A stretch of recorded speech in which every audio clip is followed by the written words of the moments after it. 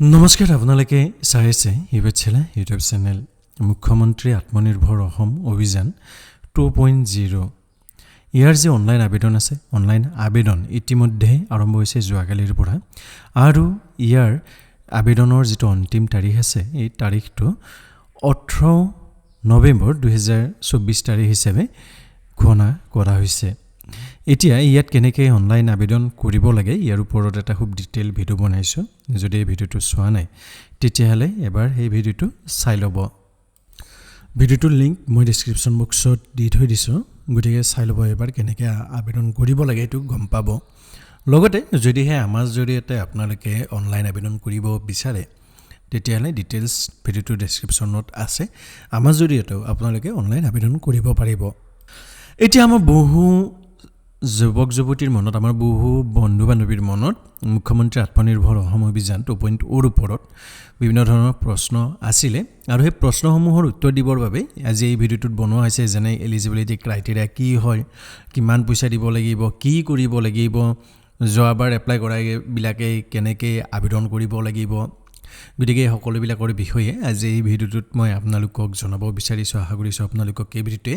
কিছু পৰিমাণে হলেও কৰিব কিন্তু ভিডিওটোৰ আগলৈকে যোৱাৰ আগত যদি আপোনালোকে এতিয়ালৈকে ইউটিউব চেনেলটো সাবস্ক্ৰাইব কৰা নাই তেতিয়াহলে অনুগ্ৰহ কৰি আপোনালোকে এই ইউটিউব চেনেলটো সাবস্ক্ৰাইব কৰি ল'ব গতিকে এটা হওক আজি আমি মূল ভিডিওটো আৰম্ভ কৰো এতিয়া চাওক মই এটা কৈ গোটেইকেইটা পইণ্টৰ ওপৰতে এই ভিডিওটোত আপোনালোকক জনাম আজি গতিকে ভিডিওটো এতিয়াৰ পৰা খুব ভালদৰে চাব এতিয়া এই যে আত্মনিৰ্ভৰ অসম অভিযান আছে আত্মনিৰ্ভৰ অসম অভিযানৰ কি অবজেক্টিভ কেটা আমি সকলোৱে জানো যেহেতুকে আমি ইয়াত এপ্লাই কৰিব গৈ আছো গতিকে আমি এইবাৰ এলিজিবিলিটি কি আছে এটো জনাব বিচাৰিছো চাও যোৱাবাৰ যেটো বয়স আছিল বয়সটো 28 ৰ পৰা 40 কৰি দিয়া হৈছিল কিন্তু এইবাৰ এটো চেঞ্জ কৰি দিয়া হৈছে আপোনালোকৰ সৰ্বনিম্ন বয়স 28 বছৰ হ'ব লাগিব তাৰ পিছত সৰ্বোচ্চ বয়স 45 বছৰ হ'ব লাগিব 1 এপ্ৰিল 2024 তাৰিখলৈকে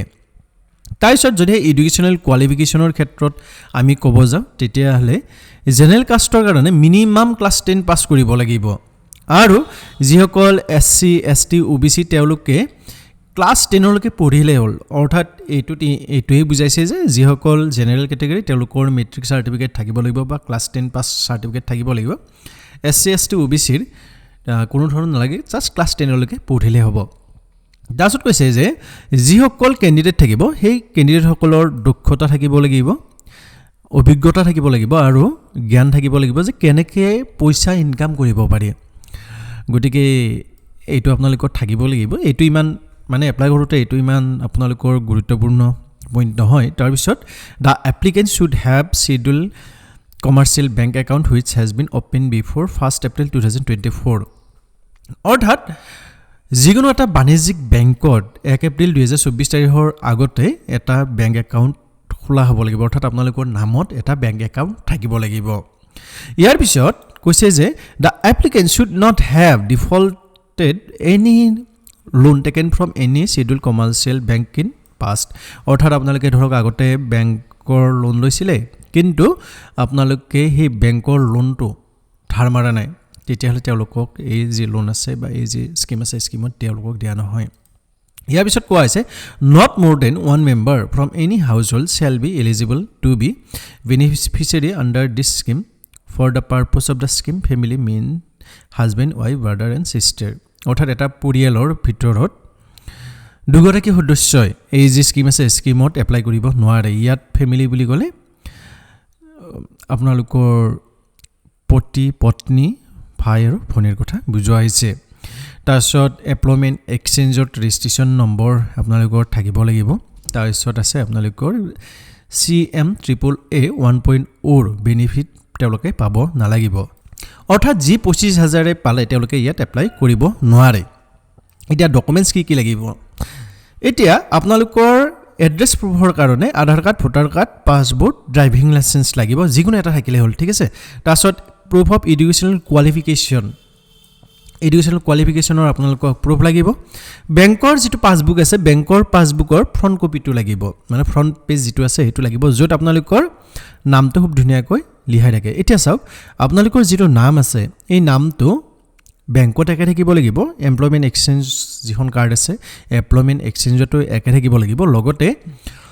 যেতিয়া আপোনাৰ অনলাইন আবেদন কৰিব তাত তিনিটা একে থাকিব লাগিব তাৰপিছত পান কাৰ্ডখন আপোনালোকক লাগিব এইটো আপোনালোকক কি ডকুমেন্টছটো লাগিব তাৰপিছত এমপ্লয়মেন্ট এক্সচেঞ্জ ৰেজিষ্ট্ৰেচন কাৰ্ডখন আপোনালোকক লাগিব গতিকে হিনি আপোনালোকক লাগিব আকৌ এবাৰ কৈছো যদিহে আপোনালোকে অনলাইন আবেদন কৰোতে কিবা সমস্যা সন্মুখীন পায় আমাৰ জৰিয়তে অনলাইন আবেদন কৰিব বিচাৰে লিংক ডেসক্ৰিপচন বক্সত আছে মোৰ হোৱাটছআপৰ মোৰ লগত কন্টাক্ট কৰি আপোনালোকে আমাৰ জৰিয়তে আপোনালোকৰ যিখন ফৰ্ম আছে ফৰ্মখন সাবমিট কৰিব পাৰিব এটা কেনেকৈ এপ্লাই কৰিব এটা সব এপ্লাই কেনেকৈ কৰিব পাৰিব ইয়াৰ ওপৰতো ধুনিয়াকৈ ইন ডিটেইল মই ভিডিও বনাইছো যি কি নহক ইয়াত আকৌ এবাৰ কৈ দিছো যে আপোনালোকে এই ওয়েবসাইটটোলৈকে আহিব লাগিব আহি ইয়াত আপোনালোকৰ যেটো সাইন আপ অপচন এটা পাব এই যেটো সাইন আপ অপচন আছে এই সাইন আপ অপচনত এখিনি আপোনালোকে ফিল আপ কৰিব লাগিব এতিয়া যিসকলে মুখ্যমন্ত্ৰী আত্মনিৰ্ভৰ অসম অভিযানৰ প্ৰথমত এপ্লাই কৰিছিল তেওঁলোকে নতুনকৈ সাইন আপ কৰিব নালাগে জাস্ট তেওঁলোকে কি কৰিব ইয়াত লগইনত ক্লিক কৰিব লগইনত ক্লিক কৰাৰ পিছত আপোনালোকৰ যেখিনি ডিটেইলছ থাকে সেই ডিটেইলছখিনি তেওঁলোকে ইয়াত কি কৰিব লাগিব প্ৰভাইড কৰিব লাগিব এতিয়া ইয়াত তেওঁলোকে কি কৰিব তেওঁলোকৰ যেটো ৰেজিষ্টাৰ মোবাইল নম্বৰ আছে ইয়াত দিব দি ইয়াত আপোনালোকৰ যেটো লগইন উইথ পাসওয়াৰ্ড কৰিব পাৰে লগইন উইথ ওটিপি কৰিব পাৰে হেতু কৰাৰ পিছত ইয়াত সিকিউৰিটি কোডটো দি লগইন কৰিব তাৰপিছত যেখিনি ডিটেইলছ থাকে সেই ডিটেইলছখিনি তেওঁলোকে ফিল আপ কৰিব লাগিব যিকি নহক ইয়াৰ ওপৰতো মই আবেদন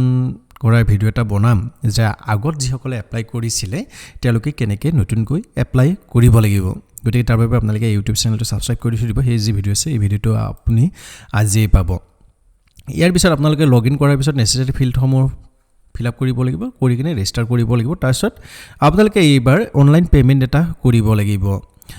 জেনাৰেল ক্যাটাগৰীৰ কাৰণে 200 টকা আৰু এসসি এসটি ওবিসিৰ কাৰণে 100 টকা আপোনালোকে অনলাইন কৰোতে দিব লাগিব তাৰপিছত আপোনালোকৰ সাবমিশন হোৱাৰ পিছত এটা এসএমএস আৰু ইমেইলত কি যাব আপোনাৰ যেটো একনলেজমেন্ট স্লিপ আছে হেতু আপোনালোকৰ যাব ৰেফাৰেন্স নম্বৰৰ হেতে গতিকে এনেকে আপোনালোকে মুখ্যমন্ত্ৰী আত্মনিৰ্ভৰ অসম অভিযানত অনলাইন আবেদন কৰিব লাগিব বহুতে প্ৰশ্ন সুধি আছে যে অনলাইন আবেদন কৰোতে তেওঁলোকৰ যেটো প্ৰজেক্ট ৰিপৰ্ট আছে প্ৰজেক্ট ৰিপৰ্টটো সাবমিট কৰিব লাগিব নেকি গতিকে ইয়াতে মই আপোনালোকক জনাব বিচাৰিছো যে যেহেতুকে ৰেজিষ্ট্ৰেচন যেটো আছে ৰেজিষ্ট্ৰেচনটো 18 নৱেম্বৰ 2024 তাৰিখলৈকে খুলি দিয়া হৈছে গতিকে এই সময়খিনিৰ ভিতৰত আপোনালোকৰ যি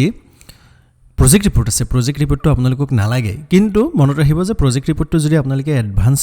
এডভান্স পাৰিলে বনাই থৈ দিব কাৰণ যেতিয়া খুলি দিব তেতিয়া বিভিন্ন ধৰণৰ সমস্যাৰ সন্মুখীন হোৱা যায় যেহেতুকে সময় কম থাকে প্ৰজেক্ট ৰিপৰ্ট বনাওতেও টাইম লাগে গতিকে যদিহে আগতে বনাই থৈ দিয়ে